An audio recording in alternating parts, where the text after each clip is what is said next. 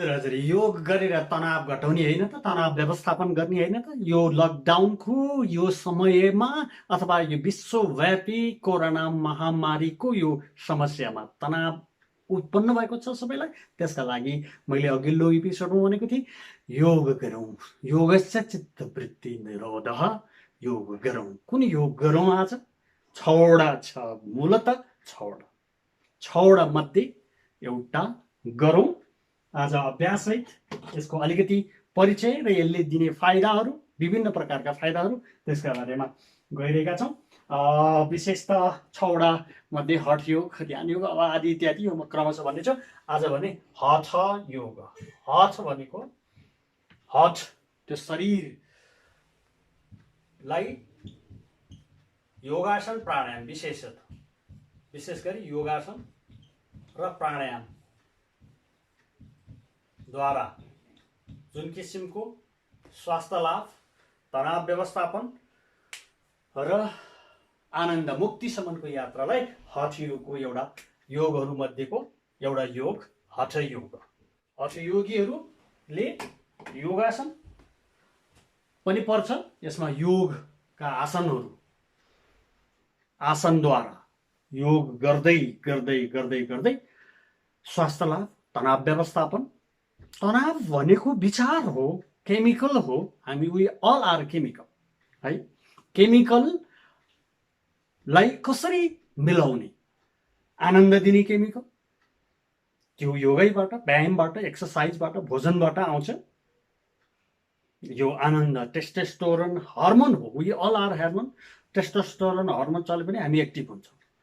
आनन्द दिन मेलाटोनिन, निद्रा लाग्न सेरोटोनिन, मेलाटोनिन, प्रेम सबै हर्मोन हो। त्यो हर्मोन सन्तुलित बन्यो भने हामीले तनाव हुँदैन, तनावबाट हामी पार पाउँछौँ। त्यसका लागि हठ योग संसारभर अहिले चलेको महत्त्वपूर्ण र सबैले अपनाउने योगासन।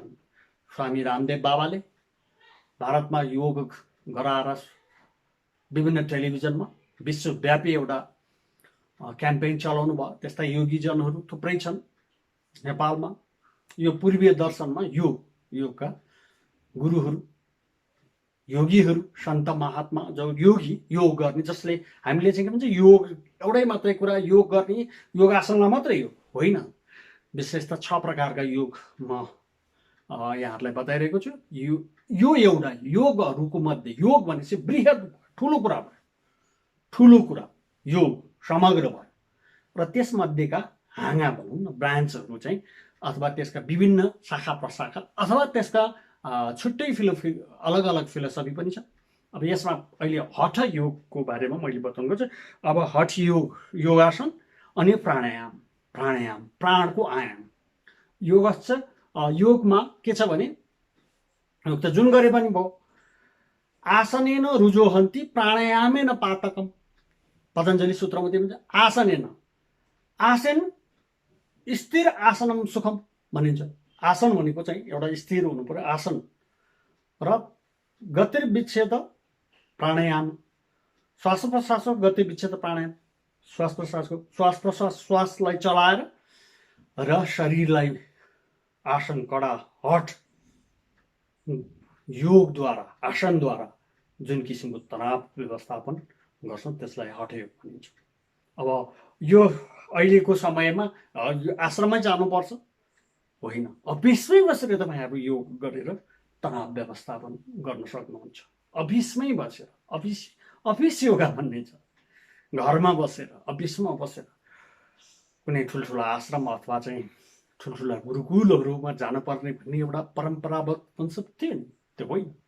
तपाईँहरू यसरी टेलिभिजन, युट्युब र विभिन्न, अब युट्युब नै छ अहिले, हेरेर योगासन कुन योग, कस्तो के लाभ, थेरोपेटिकली छ।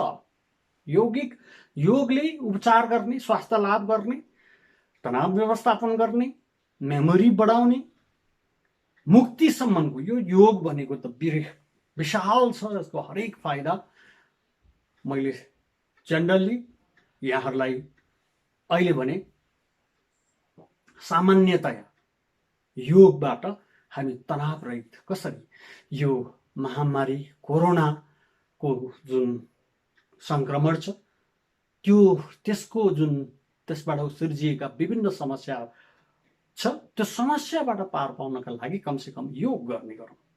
योग भेरी सिम्पल छ। मैले पनि अघि नै पनि भने, फेरि पनि भन्न चाहन्छु, एफिसियल घरमै बसेर, सोफामै बसेर, सडकमा त अहिले हिँड्नु पर्दैन, हिँड्दा हिँड्दै यो हरेक योग चाहिँ एकदमै इजी। अहिले चाहिँ सारा ज्ञानहरू अब जाने गरे जहाँ पनि हुन्छ। र यहाँले युट्युबलाई घुमाइ यो केही आसन मैले यहाँहरूलाई मात्र तनाव व्यवस्थापन, अफिसमा भयो, अब घरमै बसेर इरिटेट भयो, एक दुईवटा आसन।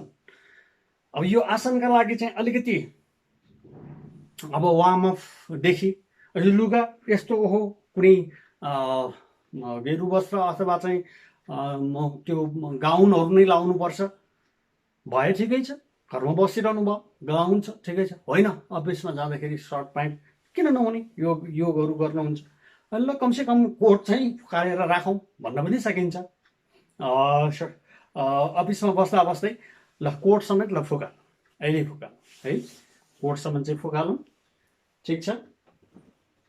यसरी राख्न सकियो अफिसमा बसेर। अब टेबलको साइडमा चेयरमा बसिरहनु भएको छ, हाकिम साहब बोस हुनुहुन्छ, अफिसमा योगा यति ठाउँ त कमसेकम अथवा अफिसको केही स्पेसमा ढोका लगाएर गर्न सकिन्छ। होइन कोही आए, होइन कसैले देख्ला, किन देखे आएला गर्नुहोस् गरे यो योगा। तनाव भइरहेको छैन, फाइल बुझाउँदा अथवा तलब समयमा नपाउँदा अथवा चाहिँ हाकिमले गाली गर्दा तनाव, त्यही सिर्जिएको तनावलाई चाहिँ यो योगा गरेर ठिक गर्ने हो। हाकिमलाई सबैको तारो तनाव व्यवस्थापन गर्नका लागि अब केही गर्नु पर्दैन। अब प्राणायामको बारेमा अलिकति म यहाँहरूलाई थोरै पछाडि गर्छु। योगासन केही गर्नु पर्दैन, अफिस योगा छ एउटा, यसलाई चाहिँ श्वास तानु गहिरो, अनि श्वास छोड्दै छोड्दै छोड्दै छोड्दै छोड्दै छोड्दै छोड्दै छोड्दै छोड्दै छोड्दै यति। अब यसमा घुँडा खुम्च्याउन पाइँदैन, खुट्टालाई ठ्याम्मै जोड्न पनि सकिन्छ अथवा अलिकति सिधा यसरी 5 मिनट जति स्ट्रेस म्यानेजमेन्ट 5 मिनट विचारका लाने यतिखेर दुखेको तन्केको भागहरूमा फिलिङ्समा, अनि खुट्टा घुँडा नखम्च्याउने, लचिलो बनाउँदै जाने, गहिरो लामो श्वास नर्मल, दुखेको तन्केको भागहरूमा 5 मिनट जति साइड लगाएर उभिएकै ठाउँमा कुनै पनि अवस्थामा तनाव भयो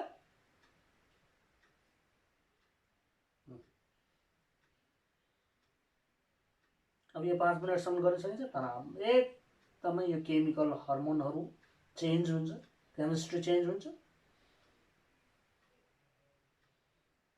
यो इन्स्ट्यान्ट भयो। अब श्वास तान्दै यसको एउटा प्रक्रिया चाहिँ र श्वास छोड्दै योगासनमा सबै कुरा मिलाउनुपर्छ, शरीरलाई, आँखालाई, विचारलाई। त्यसैले त योगा भनेको विचार छ, कहाँ लाने त विचार, फिलिङ्समा लाने, दुखिरहेको तन्केको भागहरूमा, शरीरका अङ्गमा, वेदनामा, अनि श्वास तान्दै जाने। जस्तो सुरुमा राम्रोसँग सिक्नु होला, तान्दै आयो, अब छोड, जहाँ जाँदा नर्मल। अब शरीर चाहिँ अझै यो चाहिँ लचिलो बनाउँदै जाने, स्ट्रेचिङ गर्दै जाने, अनि आउँदा तान्दै आउने, यो प्रक्रिया हो। अनि श्वास छोड्दै तान्दै छोड्दै, बस। अब रिल्याक्स्ड फिल, अब आराम त गर्नु पर्यो, रेस्ट, रिल्याक्स्ड, फ्रेस हुने, विचार चल्न खोज्छ र शरीरको अङ्गमा ध्यान दिने। अब लास्टमा सेलिब्रेसन, के छ र यार, योग गरिसके स्वस्थ हुने तरिका हाँस्ने, लाफिङ थेरापी हुन्छ, थेरापी नै हो यो, लाफिङ, हाँस्ने पनि थेरापी, धेरै फाइदा। अब यसको बारेमा अरू हेल्थका एपिसोडहरूमा यहाँहरूलाई म लाफिङ थेरापीको बारेमा पनि आउनेछु। अब यो हठयोगमा छौँ हामी।